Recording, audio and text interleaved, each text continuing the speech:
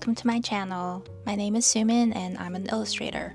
I'm going back to using traditional mediums after a few years of learning how to digital paint, and during the process I've explored different art styles.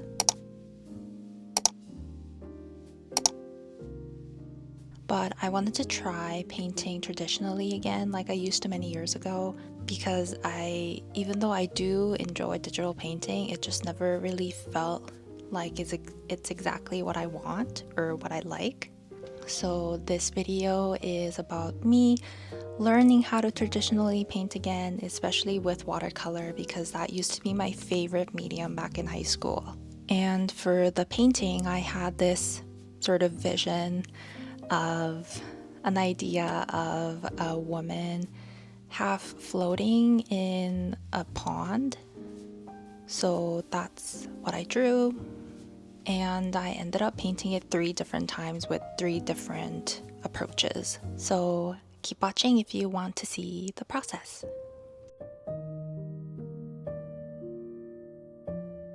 The reason why I chose watercolor is because, like I said, watercolor is the medium that I used the most while I was a student.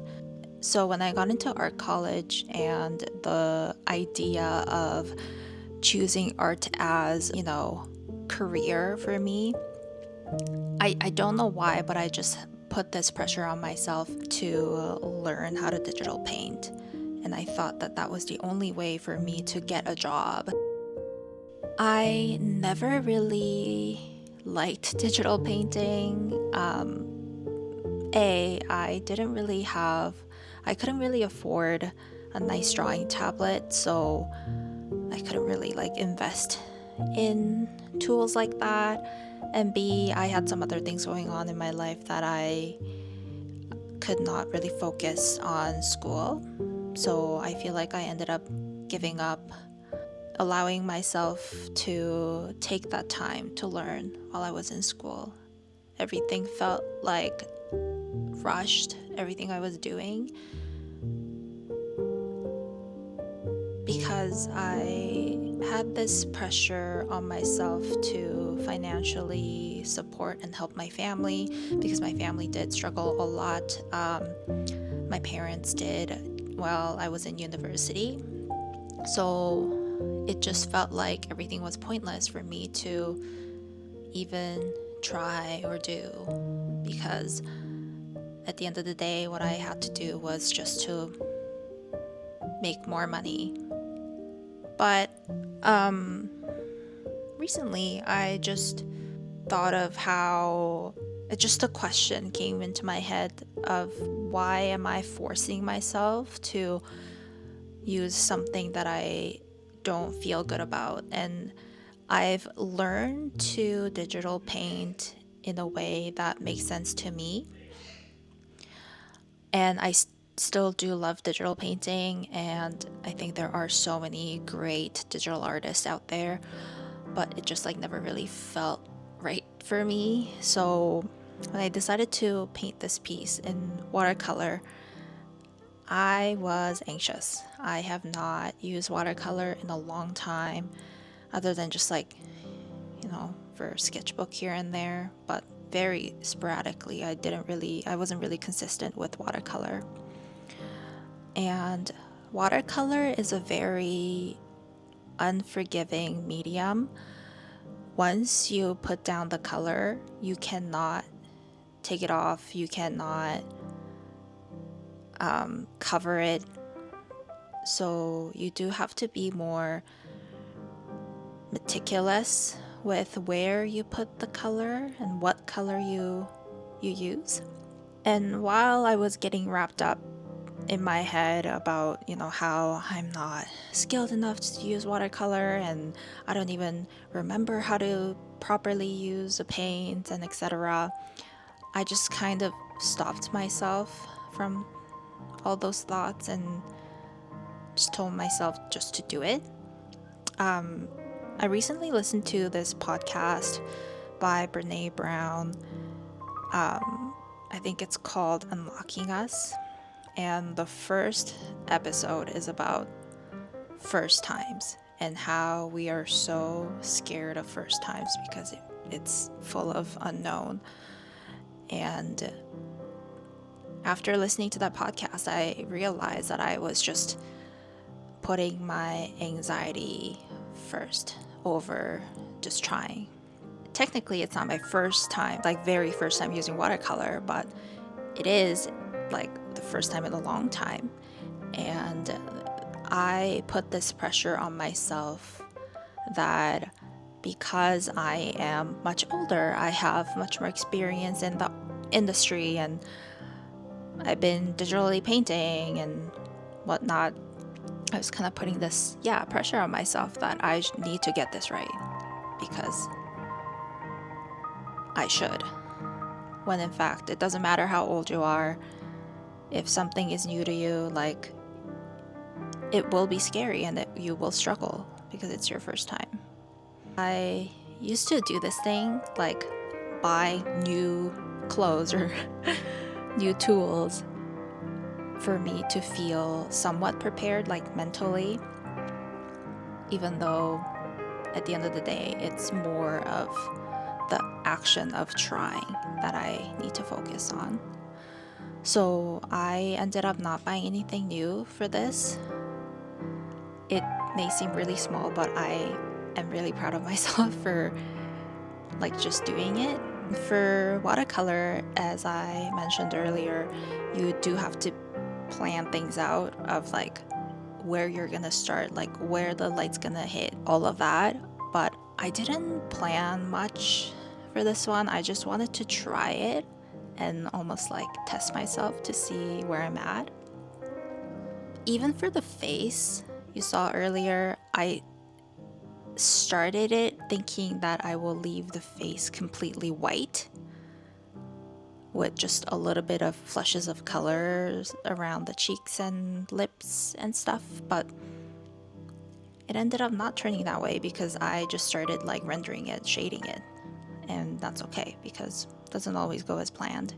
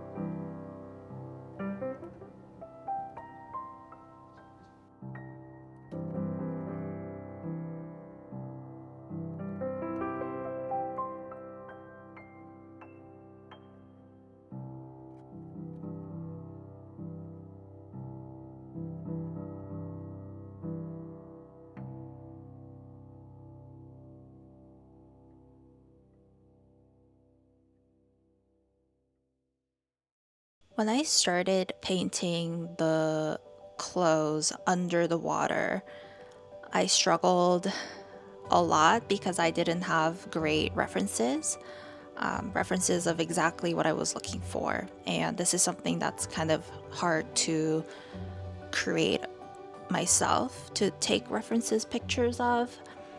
So I started shading the folds and the wrinkles of the fabric. And the picture that I was using had a different color for the top and a different color for the skirt.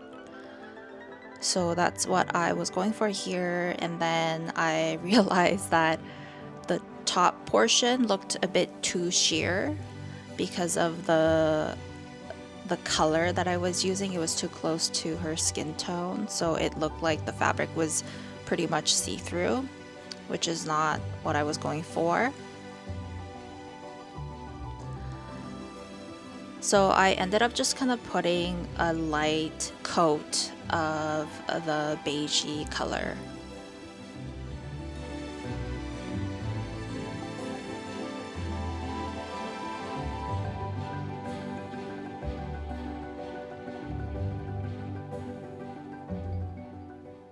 So after the first layer of washes, I am going back to the face area and adding some details. It's really easy to get carried away with watercolors and just keep putting on paint over paint, but with watercolor you really can't do that. Especially with the paper that I'm using, it's just like a cheap watercolor pad. If you use really great, like stretched out watercolor paper, thick and like really toothy, you can apply so much more water. But with the paper that I was using, it could only take, a little bit of water.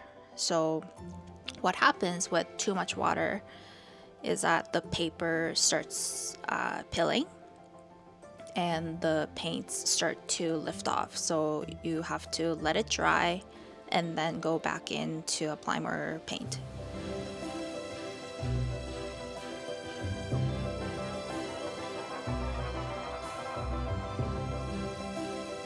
I was honestly happy at this point, except for the hair. I hated how the hair looked.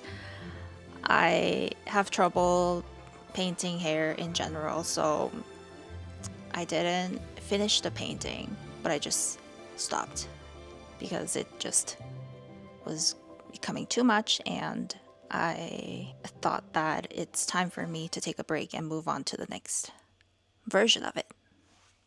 So this is the finished painting. I think overall it's not bad. It's not a bad attempt considering that it's been ages since I used watercolor. Okay, so I'm going to critique myself, and what I'm going to do is point out 3 things that I like about this and 3 things that I wish I improved on. So let's start with what I like about this. 1, I like the composition. I think that it's really interesting. It's tough, but I'm glad that I challenged myself to draw something that's not like straight head on. Number 2, I like the colors. I try to use I knew the fish was going to be in like orange, so I added like tealish color to her hair and the water for that complementary color palette. And the last thing I like about this is her face. I like how it turned out, and I'm really happy with it. There are lots of things I wish that I can improve on, but I'm just going to point out 3. 1 is the treatment of water. There's a lack of reflection on the water, especially where edge of the water is like where her neck is. Number 2 is the lily pads. I didn't plan it well in terms of what to do with the lily pads. So especially the top ones, I feel like the perspective's off, especially with the shadows. So I wish that I did that differently. And then the last one would be, I guess, kind of related to the second point that I just talked about, perspectives. So especially the top part, I think I spent a lot of time establishing the right perspective with the fish and everything, but the top part kind of doesn't match the rest of the painting. So yeah, that is my feedback for myself. And it's funny because when I stopped painting this, I was so mad. I was like, this is all ruined. I messed up. So I just untaped it immediately and was like, I'm done with this. And looking at it all dry, I think I stopped at the right time. I don't think I should have spent too much time on it, more time on it. So when I finished this or stopped painting it, I decided that I will paint another version, but this time I'm going to plan it out a little bit more and use less of color blocking method and use more of that natural blendy kind of feel of watercolor. So here's my next painting.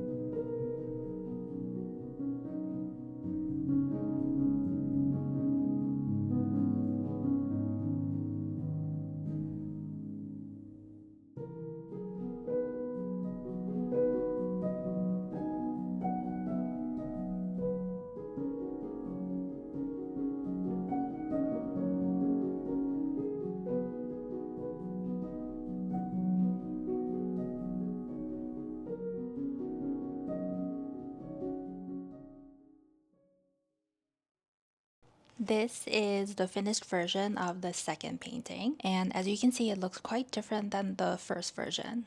So with this one, because with the first painting, I struggled a lot with getting caught up in the details. So you can see that there's less pencil sketch under the watercolor.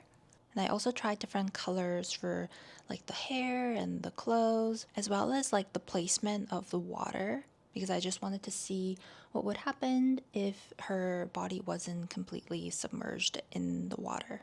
And I also added a little bit of like the break between her hair and the hair that's under the water to show a little bit of that reflection. And three things I like about this is that one, it's different than what I'm used to, so I'm proud of myself for trying something new. And two, I really like how the colors turned out. I like the contrast between the blue and the orange. And three, I like how I did her face. I mentioned during the first painting that I initially was going to leave the entire body and her face white. So that's what I try to do here with very, very minimal shading. And the three things that I wish that I can change about this painting. One, lily pads. Again, the top portion of the painting, lily pads. I intentionally didn't add too much detail into those lily pads, but I think I could have done something more. I think it's the perspective that's off. I try to fix it with this one, so I think it's a little bit better than the first painting, but I could have done better with that. Second, the hair again. Hair, it's so tough. I think I need to watch some tutorials on how to paint hair because it's so hard. And the beauty of traditional painting is that, especially with watercolor, it's hard to undo things and fix mistakes. And then the third point would be probably just adding more details. I feel like maybe I've scaled back a little too much. So it's like a little bit too loose for my liking and my style. So I think I can add a little bit more details. And now let's move on to the third and the very last painting.